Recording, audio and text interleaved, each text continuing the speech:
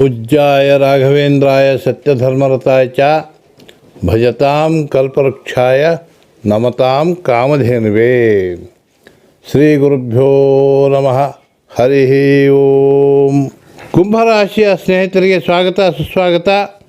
ನಿಮ್ಮ ಜುಲೈ ತಿಂಗಳ ರಾಶಿ ಫಲಗಳನ್ನು ತಿಳಿಸುತ್ತಾ, ನಿಮ್ಮ ಕುಟುಂಬ ಸ್ಥಾನ ಹಾಗೂ ಧನಸ್ಥಾನವಾದಂತಹ ಮೀನರಾಶಿಯಲ್ಲಿ ಶನಿಗ್ರಹವು ಇದ್ದು ಅದು ರೌಪ್ಯ ಅಂದರೆ ಬೆಳ್ಳಿ ಪಾದದಿಂದ ಬಂದಿದೆ.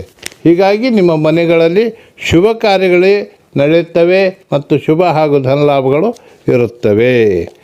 ನಿಮ್ಮದೇ ಮನೆಯಲ್ಲಿ ಒಂದು ರಾಹುಗ್ರಹ ಕೂಡ ಇರುವುದರಿಂದ ರಾಹು ನಿಮಗೆ ಶುಭ ಒಂದು ಫಲ ಕೊಡ್ತದೆ. ಯಾಕಂದರೆ ಕುಂಭರಾಶಿಗೆ ರಾಹು ಅತ್ಯಂತ ರಾಜಯೋಗಕಾರಕ ಆಗ್ತಾನೆ. ನಿಮಗೆ ಯಾರಾದರೂ ಕುಂಭರಾಶಿಯವರು ಸಾಫ್ಟ್ವೇರ್ ಇಂಜಿನಿಯರ್ಗಳು, ಸಾಫ್ಟ್ವೇರ್ ಬಿಸ್ನೆಸ್ ಮಾಡೋರು, ಸಾಫ್ಟ್ವೇರ್ ಇದರಲ್ಲಿ ವ್ಯವಹಾರ ಮಾಡೋರು ಅಂದರೆ ಆನ್ಲೈನ್ ಬಿಸ್ನೆಸ್ಸು, ಶೇರ್ ಬಿಸ್ನೆಸ್ ಮಾಡೋರಿಗೆ ವಿಶೇಷವಾದಂಥ ಲಾಭಗಳು ನಿಮಗೆ ಸಿಗ್ತವೆ.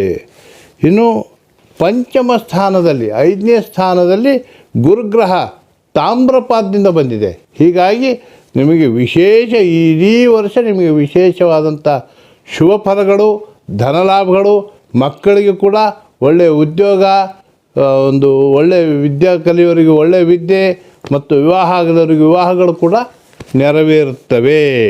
ದಿನಾಂಕ 16ರಂದು ರವಿಗ್ರಹ 6ನೇ ಸ್ಥಾನಕ್ಕೆ ಕರ್ಕರಾಶಿಗೆ ಬರೋದ್ರಿಂದ ಬುಧಗ್ರಹವು ಜೊತೆಗಿರೋದ್ರಿಂದ ನಿಮಗೆ ಶುಭ ಫಲಗಳು, ಸರ್ಕಾರಿ ಕಾರ್ಯಗಳು ಸಫಲವಾಗುತ್ತವೆ. 7ರಲ್ಲಿ ಮಂಗಳ ಹಾಗೂ ಕೇತು ಗ್ರಹಗಳಿದ್ದು ಸ್ವಲ್ಪ ಮಧ್ಯಮ ಫಲದಾಯಕರಾಗಿದ್ದಾರೆ.